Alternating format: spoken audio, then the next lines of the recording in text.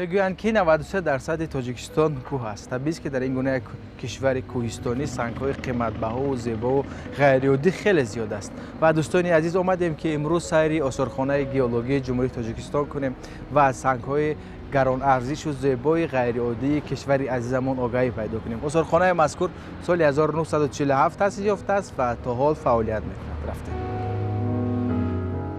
دوستان عزیز در برنامه امروز ما را مدیر آثارخانه مذکور اسمت و مصوبه همراهی میکنند.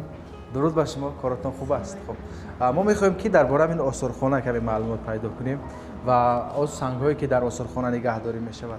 ما میخواستیم اطراف همین آثارخانه یک برنامه تهیه کنیم. خب درباره آثارخانه برای ما چه معلومات داده میتوانید؟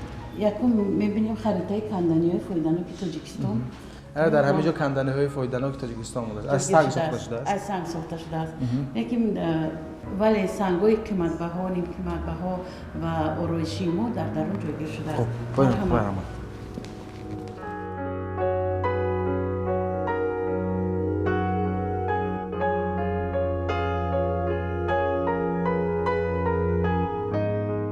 از همینجا شروع میشوند. یعنی معرفی سنگ‌های تاجیکستان.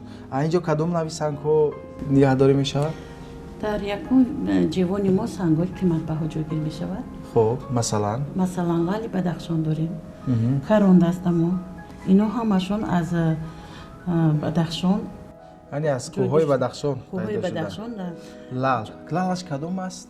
لعل بدخشانی ما منمون سنگی که در قسمت من سویتای گلوب است کو. اینا همشون لعل بدخشان است. من اینا همشون شپینیل لعل بدخشان. و سنگ لعل یکی از سنگ‌های آرایشی خیلی معروف مردم تاجیک است که از قدیم شاعران این سنگ رو بسیار وصف کردند در شعرهایشان. و این قسمت سنگ‌های نیم قیمت‌بها است نه؟ در دیگه جوانی ما داخل میشه سنگ‌های نیم قیمت‌بها، یعنی که من سنگ‌های فیروزه من اپل داریم. این سنگ‌های همشون این نیم قیمت‌بهای تاجیکستان میباشد. چقدر سنگ در همینجا نگهداری میشد؟ زیاده از چورانی قریب 5000 سنگ در آثارخانه است. خب و باز اینجا سنگ‌های اینجا در می‌بینیم سنگ‌های با نیم قیمت‌بهای آرایشی که اینا سفته کرده شده است. ما در همین جوان‌ها جایگیر نموده ایم. و این همه سنگ‌ها در مثلا کوهستان تاجیکستان هستند. چقدر زیبا سنگ‌ها. بله. اینا همشون آرایشی هستند. خب و این سنگ‌ها این هم سنگ‌های محصولات همون سنگ‌های نیم قیمت‌بهای نوع محصولات تیار. یعنی از همین گونه سنگ‌ها همین گونه مثلا محصولات آرایشی ساخته می‌شود. و خارجی اینجا بسیار میاد از بیرون از تاجیکستان خارجی. آنها چی فکر دارند درباره این سنگ‌های تاجیکستان و من درباره تاجیکستان چه ها میگویند؟ عموما تعریفشون بسیار است که برای چی که میگم که ما وقتی که داخل آثارخانه شما میشیم ما نمودی سنگ‌های و فکر نمی‌کردن که ما خیلی سنگ‌های زیبا داریم. قدر سنگ‌های زیاده. بله. میگویند که تاجیکستان دارای ذخیره‌های بوی معدن متال‌های رنگه میباشد. از زمانهای قدیم سرب، روح و مس در ساحه‌های گوناگون خواجگی خلق استفاده می‌شدند. و یکی از جالب‌ترین جوان‌ها در آثارخانه گئولوژی تاجیکستان همین جوان است. این جوان به آن خاطر جالب است که همین مینرال‌ها، همین سنگ‌ها رو در جهان بار اول عالمان تاجیک پیدا کردند. مثلا یکی از مینرال‌ها نام دارد تاجیکیت، یکی از مینرال‌های دیگه فیزیویت و عموما به نام آن نفران این سنگ‌ها گذاشته شده است که در پیدا کردن آن سهم گذاشتند و خب نوش خیلی زیاد است و اینجا و در تمام دنیا با همین نام این سنگ‌ها شناخته می شود. خب واقعا وقتی این چی رو می‌بینی از اون افتخار می‌کنی. در آثارخانه مذکور به غیر از سنگ‌های زیبای کوهستان تاجیکستان اینچنین متال‌های نگاه داشته می‌شود که از کشورهای گوناگون تحفه شده‌اند. تحفه کرده ای طرف روسیه، ای ترکمنستان، ای هندوستان، از ایران. یعنی همین سنگ‌ها رو از کشورهای دیگر به آثارخانه شما تحفه کردن؟ تحفه کردگی. بعد همین گونه نوع سنگ‌ها در کوه‌های خودمون هم هست فکر می‌کنم. در کوه هم هست هم بله. یکی که این طرف که جوانایی که ما می‌بینیم این من همین 6 هفته اینا همشون تحفه کردگی ای شهرهای دیگر. اصلا کدام نوع سنگ‌ها هست اینجا؟ اینجا می‌بینیم ما یانتر داریم اینا ای دیگه شهر آوردگیان. марҷон ину Марҷон. марворидои навз дорем мисол янтарои хуб ино ҳамашон ба мо тӯҳфа кардаги ман ин аз уқёнуси ҳинд аз ҳиндустон мо ба тӯҳфа кардагия мани карали ҳозира ман инам аз ҳиндустон тӯҳфа кардаги умуман аслан кадом навъи сангҳоро инҷо бештар аз шумо мепурсанд мехоҳанд ки дар бораи кадом намуди сангҳо маълумот пайдо кунанд инҷа бисёртар дар бораи сангҳои мармар яшма лаълҳо лали бадахшоне ки аз мо бисёртар вай мекунад пурсон мешавад трина 11 уже мо мебинем ин магнититҳо дар даруни ин магнититҳо мо дида наметонем лекин дар даруни ин магнититҳо ҳаст тилло вақте ки ин магнититҳо коркард мешавад баъд аз ҳамонҷа ягон ягон ваяш пайдо карда мешавад тилло пайдо карда мешавад ин сангҳо дар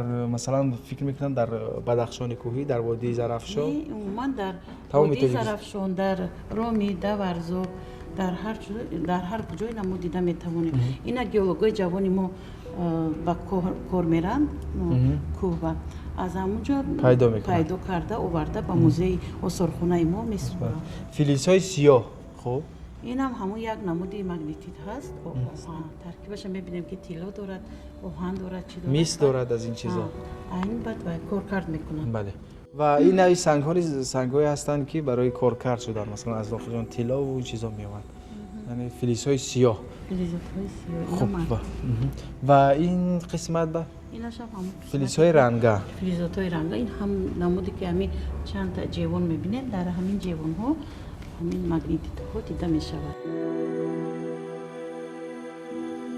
мегӯянд ки дар дунё айни ҳол 3000 намуд маъданҳо маълум буда олимон ҳар сол намудҳои нав ба нави онро кашф менамоянд ин ашёҳои сементӣ ин ашёҳои сементӣ ки дар рӯзгор дар тоҷикистони мо аҳамин барои масалан маҳсулоти сементӣ ун чизои сохтмонӣ аз ҳамин гуна сангҳо истифода мебаранд аслан дар кадоми минтақаҳои тоҷикистон аст ин сангҳо аз тоҷикистони худо мо ай сор гирифта мешавад ай ромид ай варзо аз ҳамин қисматҳои тоҷикистон ва инам намунаи онҳо ино ҳамашон ашёҳои сементӣ ҳастанд маводҳои сохтмонӣ регу шағалон чизое ки коркард карда мешавад дар тоҷикистон дар сохтмон бале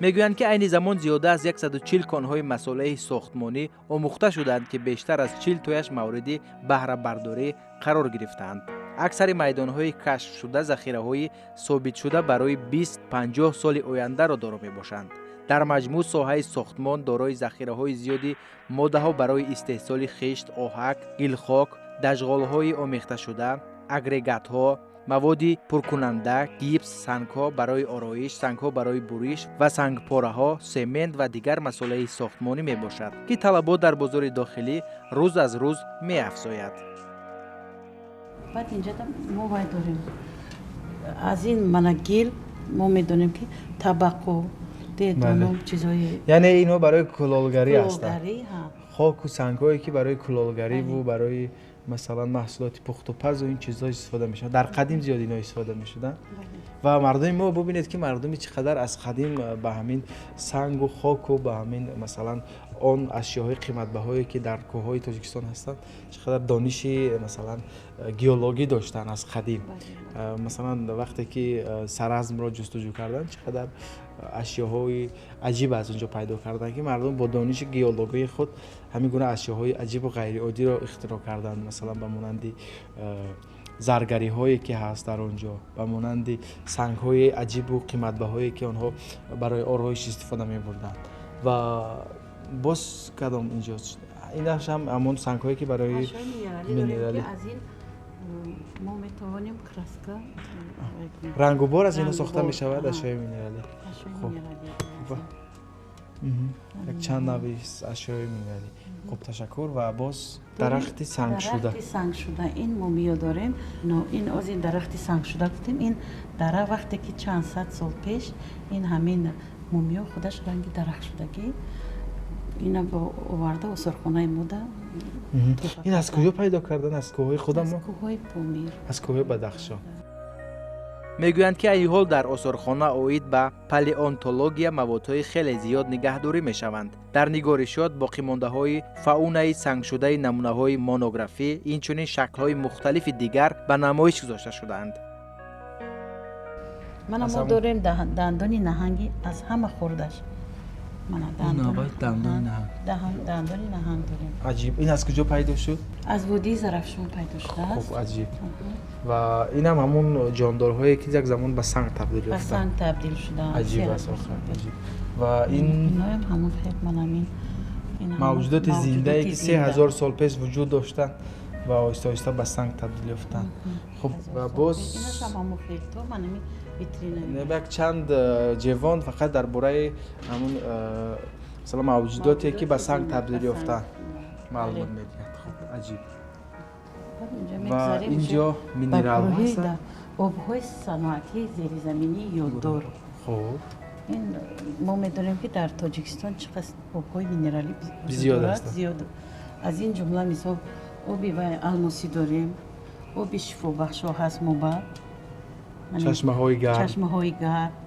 من اینا هم گروه آب‌های آهندار و آب‌های آهندار هم ولی من اینجا دارم هست در آب‌های گرم چشمه‌های الماسی و خواتک اینا همشه رفته از همون چشمه ها گرفته ما واردی همین آسارخانه میکنیم. و اینجا نفت هست. نفت این نفتی که چشمه های گرم کریمی دار این فقط ما میتونیم اسفالت پوش کنیم با این نفت. اینا انگیش سنگ هستن. این نمودی ها این انگیش سنگایی که ما در تاجیکستان داریم استحصال میشود استفاده میبریم. ناحیه عینی داریم ناحیه در غرب داریم. ورق سنگ های ما این گریو چیسلانسی میگن اینا سوزنده. این اگر ما در آلو پرتویم اینا این سنگ ها میسوزن. بله. عجیب. توف. و اینم انگیش سنگ ها هستن. ایناشم انگیش سنگ ها تاجیکستان. تاشکوتانو فونیاغنو و نظرایلو. و این انگیش سنگ هایی که مثلا کمتر زرد شده هستن یا که خاکستر شده. استفاده برده شده. بعد استفاده شون بله. خب عجیب. اینش هم انگیش سنگ ها. اینش هم کندن‌های فایده‌ناک غیر فلزی. اینا شکل سیلیستین میگن معدنی و عجایب شکل‌های زیبا دارن. اینا یک خودش کارکرد کرده شدگی. سفته شده است. سفته شدگی. این قسمت‌های بالا با فکرم سفته شده است. و این قسمت‌ها ناسفته هستند. ناسفته هم خیلی از کوه کندن. از کوه گرفته میبرن گیولوگای جوانی‌ها. با آثارخانه ما تقدیم میکنن. عجیب.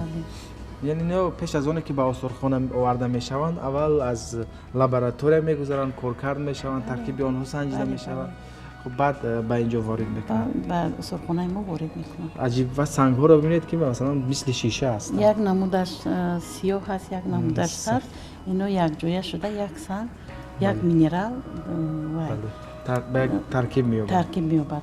این سنگایی که ما در قسمت اول نشان داده ایم این نمونه هایش در اینجا حالا که کارکرد شده ها آورده در کوشین کاری میشوند از این سنگ ها برای مثلا راه روها و همچنین مثلا از این مثلا هر گونه مثلا تحفه ها نیز میسازند با واسطه این سنگ ها چون شکلشون خیلی عجیب است. بله عجیب. خب باز این هم سنگ های آرایشی هستند. این هم یک نمودی آرایشی که مثلا سفته کرده شده آوردن با ما تقدیم کردن. خب مرمر و سنگ‌های مرمر. مرمرهای مختلف هستند در تاجیکستان. مرمر تاجیکستان، کانی دشتک، کانی یغنو. از تاجیکستان مرمر در ناحیه ونج بسیارتر در اونجا کار میکنن. این یه نمودی سنگ یشمه هست که در چند شکل و چند رنگ. منم یک سنگ هست یک مینرال. شکل‌های مختلف داره. اینو کارکرد شدن یا که همین گونه پیدا شدن سنگ‌ها؟ نه اینو کارکرد شده. اینا کارکرد شده.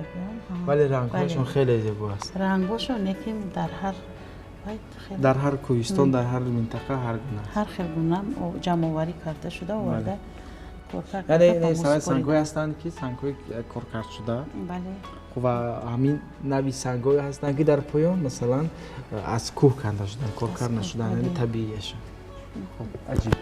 و باز این هم همون سنگ‌های آرایشی هست. آرایشی هم یشمه هسته. ما میتونیم حاضر بینیم اینجا تیلا. خب اینجا تیلا منیم. ما این جیوان هم میبینیم عنصرهای خالص میگن. در اینجا ما میبینیم تیلوهای چی میگن؟ تیلوهای خالیست. خالیست خوکا. یعنی همین گونه از کوه کنده شده از هستند. کوه کنده شده. بدون کارکرد.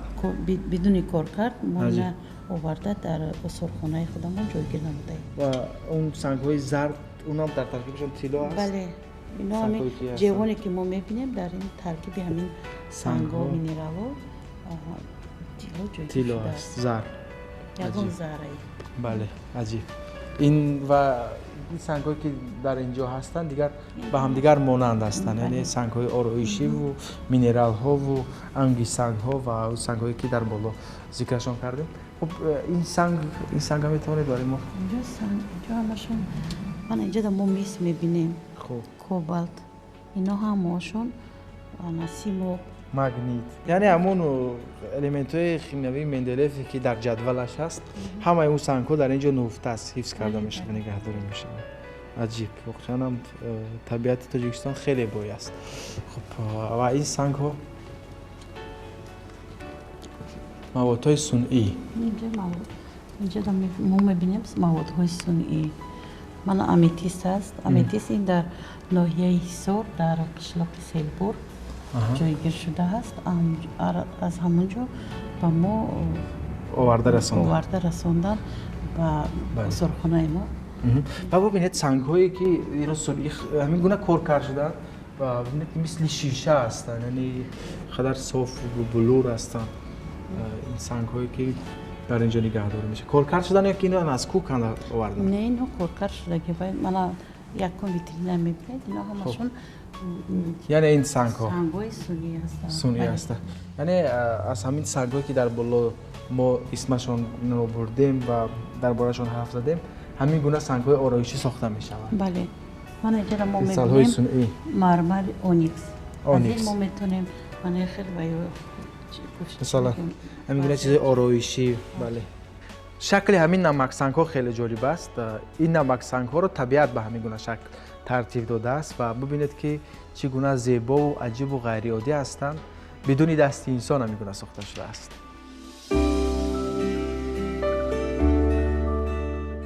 میگویند که در آثارخانه 112 نوع کریستال‌ها به نمایش گذاشته شدند که هر یکی آنها شکل خاص خود را دارند.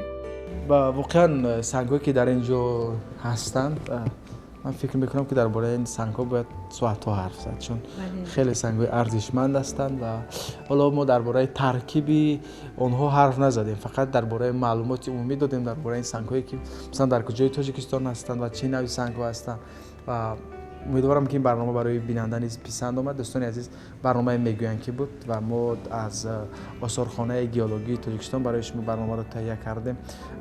اینجا سنگ‌های زیبا را شما در برنامه دیدید. باور داریم که برنامه برای شما پسند آمد.